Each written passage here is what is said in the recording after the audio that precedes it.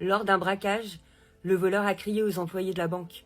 « Ne bougez pas, l'argent appartient à l'État mais vos vies vous appartiennent. » Tout le monde s'est allongé calmement sur le sol.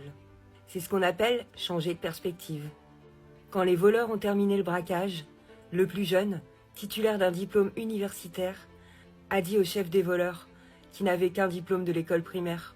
« Chef, comptons combien d'argent nous avons pris. » Le chef l'a réprimandé en disant « Et puis stupide, c'est une grande somme d'argent et cela prendrait trop de temps à compter. Ce soir, nous saurons par les nouvelles combien nous avons volé. » C'est ce qu'on appelle l'expérience. De nos jours, l'expérience est plus importante que les qualifications académiques. Après que les voleurs aient quitté la banque, le directeur de la banque a dit au directeur de la succursale « Appelle la police rapidement !»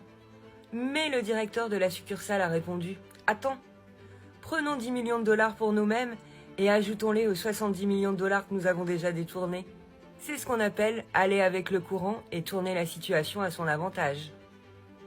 Le directeur de la banque a dit « Ce serait formidable s'il y avait un vol chaque mois. » C'est ce qu'on appelle l'excès. Le lendemain, les nouvelles ont rapporté que 100 millions de dollars avaient été volés à la banque. Les voleurs ont compté l'argent encore et chaque fois, ils trouvaient que le montant était seulement de 20 millions de dollars. Les voleurs étaient très en colère et ont dit « Nous avons risqué nos vies pour 20 millions de dollars et le directeur de la banque a obtenu 80 millions de dollars sans salir les mains.